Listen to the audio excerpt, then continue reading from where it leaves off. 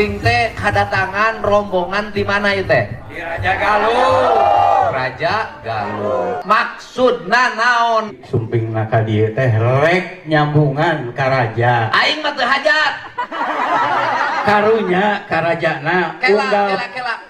Cantang tuh kawin ayeuna. Kitu. Aya tenda lain rek hajat, aya tenda teh ngabagiakeun warga Majalengka, poe ieu warga mana-mana satatar Jawa Barat ngarojong Pak Prabowo jadi presiden. Kasus Ahok, kasus Pak Habib Rizik, Baraya mungkin akan menemukan satu pola di mana nampaknya kutukan itu memang benar-benar terjadi gitu. Jadi coba Baraya simak baik-baik penjelasannya. September tahun 2016, Ahok mengeluarkan sebuah pernyataan yang belakangan menjadi sangat kontroversial ketika dia mengatakan jangan mau dibohongin pakai surat Al-Maidah ayat sekian-sekian dan seterusnya.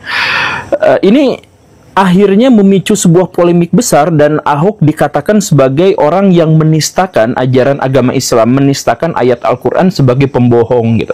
Nah ini sebenarnya bagi saya juga cukup membingungkan, ini di mana penistaannya gitu. Kalau misalkan itu dikatakan sebagai sebuah penistaan, kalaupun memang Ahok benar-benar berniat untuk menistakan, dia tuh gak mungkin berbicaranya di ruang publik yang mayoritas di situ adalah muslim semua, kemudian direkam sebagai bagian dari dokumentasi pemerintahan, kemudian itu juga tersebar kemana-mana, ya gak mungkin juga gitu. Kalau misalkan saya mau menistakan orang Kristen misalkan ya saya gak akan menistakan di depan mayoritas orang-orang Kristen di situ, dikata-katain seperti itu kan gak mungkin juga gitu.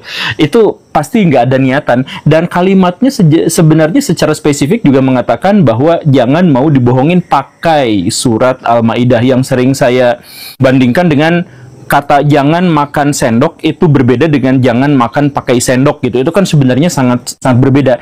Dan kalaupun misalkan Ahok dianggap bersalah gara-gara dia orang Kristen tapi bahas surat-surat di dalam Al-Quran, ya ini kan apa bedanya juga dengan Pak Rocky Gerung. Pak Rocky Gerung itu udah mah ateis.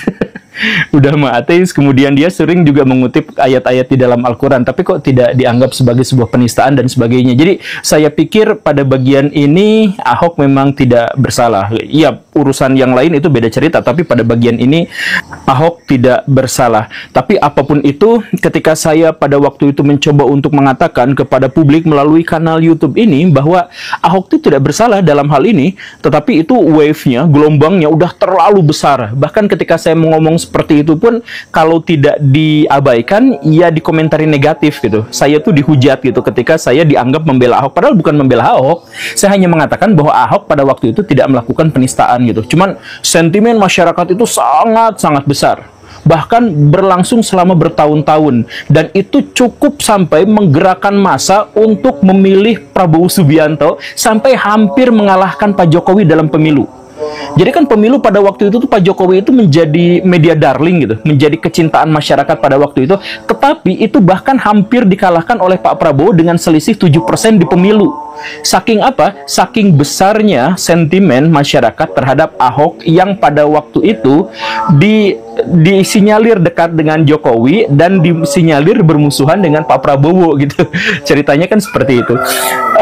Gelombang besar itu juga termasuk juga sampai membuat Pak Ahok itu didemo ketika mau diangkat menjadi dirut Pertamina, yang akhirnya sekarang ketahuan bahwa Pak Ahok akhirnya tidak bisa melakukan apa-apa, tidak berkuasa atas menahan penyimpangan-penyimpangan yang terjadi di Pertamina dan sebagainya. Sekarang kita ketahuan itu.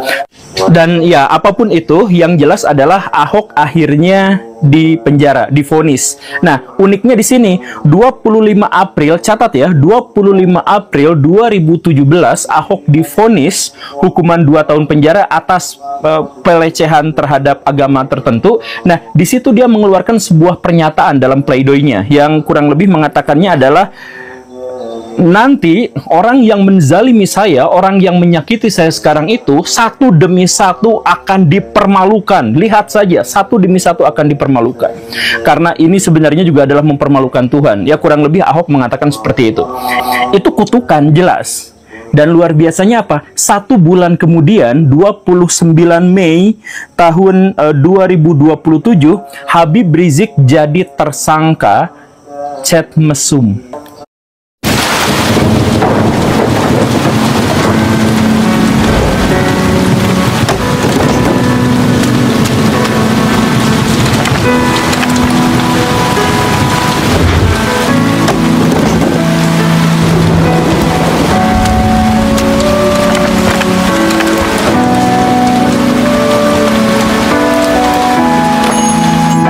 Saat putus asa, rasanya pengen nyerah.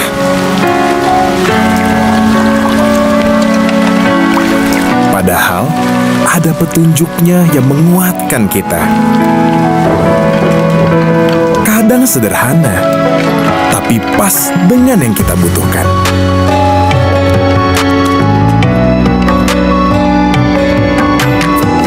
Kalau hati kita peka, ada petunjuk di depan mata. Tolong menolong, ayo, ayo, bantu membantu, ayo, ayo, berbuat baik selalu, kita saling membantu, ayo, ayo.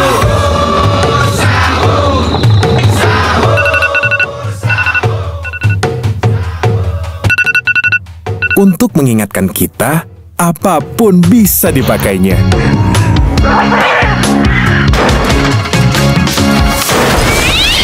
Iya kan?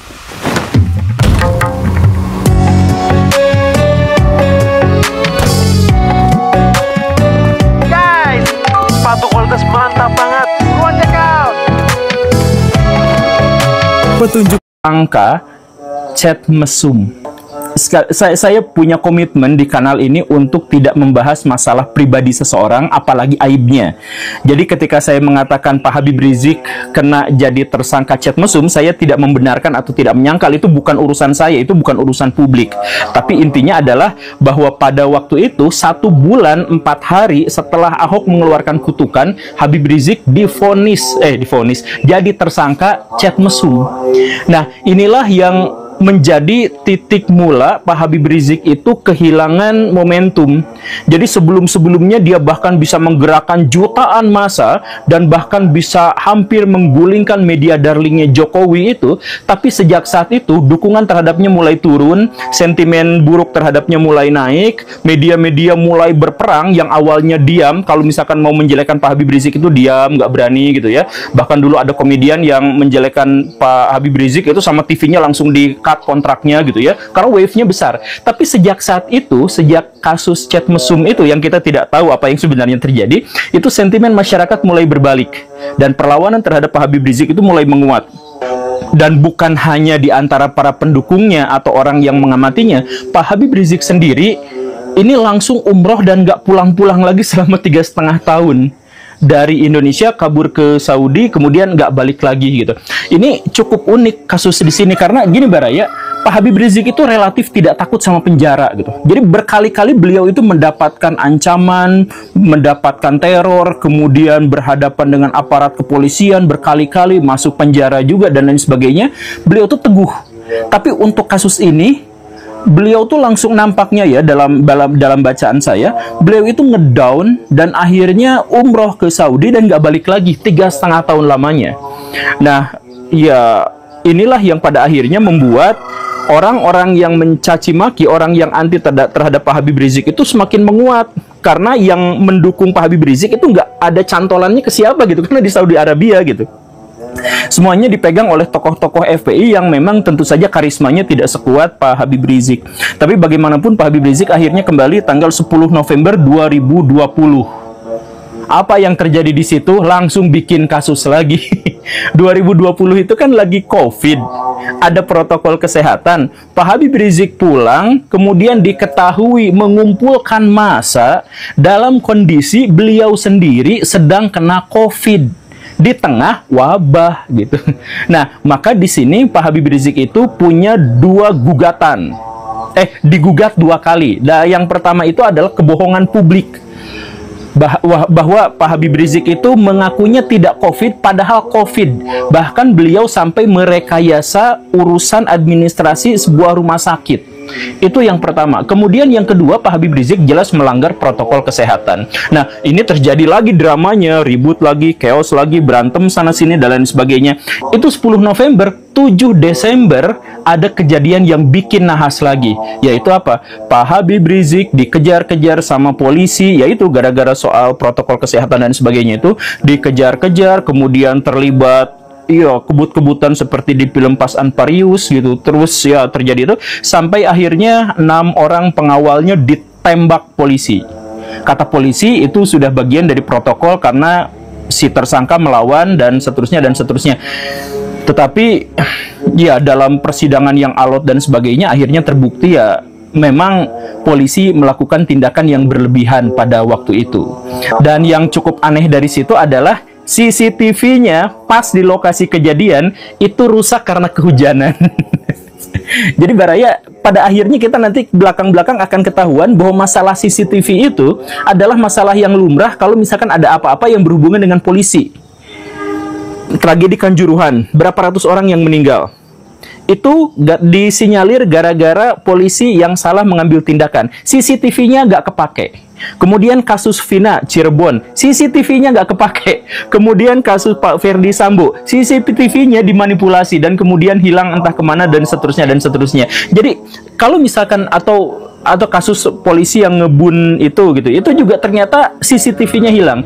Jadi pada akhirnya ketahuan belakangan bahwa kalau misalkan kita punya urusan dengan kepolisian, CCTV yang dimainin gitu.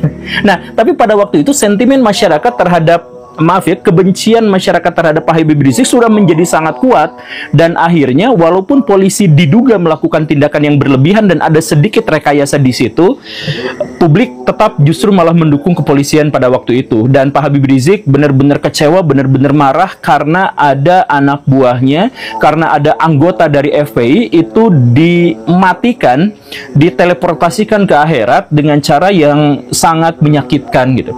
Tapi sekali lagi pada waktu itu kutukan Ahok belum berakhir gitu. Jadi udah mulai dari chat mesum, kemudian ada kasus lagi, ada kasus lagi, ada kasus lagi, bertubi-tubi terhadap Pak Habib Rizik sampai akhirnya tanggal 30 Desember, berarti sekitar 22 hari setelah kejadian itu, 30 Desember Pak Mahfud MD membubarkan secara resmi FPI.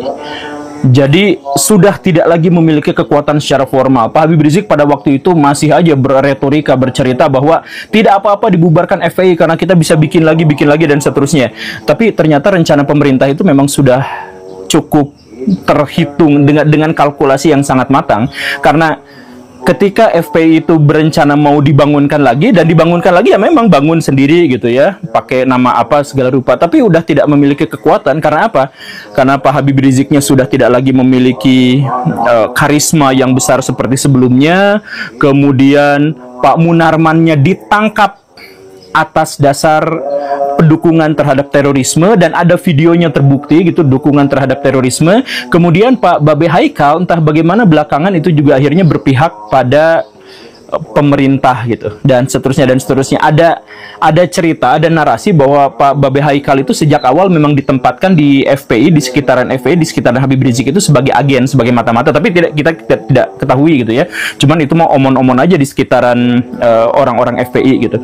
Nah, tapi intinya FPI sejak saat itu sudah tidak lagi bisa bersuara, sudah tidak lagi bisa berpendapat, benar-benar mati. Dan yang kemudian lebih mematikannya lagi adalah tahun 2023 keluarlah sebuah tesis dari Kiai Imaduddin yang mengatakan bahwa Pak Habib Rizik dan semua Habib-Habib di Indonesia itu tidak terkonfirmasi sebagai keturunan Nabi secara sains dan dalam ilmu nasab keislaman dan seterusnya dan seterusnya. Jadi satu-satunya legitimasi Pak Habib Rizik yaitu adalah bahwa beliau keturunan Nabi gitu, dan itu pun sudah dihilangkan gitu. Sehingga Pak Habib Rizik sekarang, ya saya melihatnya nasibnya cukup tragis gitu ya, terombang-ambing oleh kekuatan politik, dihancurkan karakternya, dihancurkan karismanya, dihancurkan para pengikutnya, dan lain sebagainya. Sekarang kalau misalkan Baraya ngetik nama Habib gitu, itu isinya jelek semua gitu. Jelek semua, jadi bahan makian, jadi bahan umpatan, hujatan, dan sebagainya, sedemikian rupa sampai kanal-kanal yang ofisial itu misalkan dari Nabawi TV gitu, atau misalkan Robitul Alawiyah dan sebagainya, banyak diantaranya yang kolom komentarnya itu dimatikan atau kolom komentarnya pada dihapusin gitu, komentarnya pada dihapusin karena sentimennya luar biasa buruk gitu.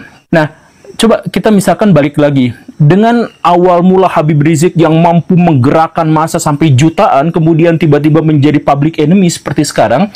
Apakah itu kutukan Ahok itu benar-benar nyata gitu? Ahok mengatakan satu demi satu akan dipermalukan. Kompas Tim, alat pencuci portable, Tutrudun. Mempunyai tampilan elegan, berkualitas. Mengatakan satu demi satu akan dipermalukan. sebagian dari orang-orang NU mengatakan bukan Ahok yang kutukannya terkabul, tapi jauh sebelum itu Habib Rizik bersengketa dengan Gus Dur. Kemudian Habib Rizik menuntut Gus Dur dan mengatakan seperti ini, ayo kita mubahalah. Mubahalah itu adalah kutuk-kutukan gitu ya, saling melaknat, saling mengutuk. Kita pertaruhkan diri dan keluarga kita. Kurang lebihnya kata Pak Habib Riziknya seperti itu. Kalau Anda benar, maka saya mati terlaknat. Tapi kalau misalkan saya yang benar, Anda yang mati terlaknat. Itu kurang lebih redaksi dari Pak Habib Rizik untuk mubahalah dengan Gus Dur, kutuk-kutukan gitu ya. Nah, kejadiannya adalah Gus Dur sudah meninggal dan dalam kondisi yang sangat baik.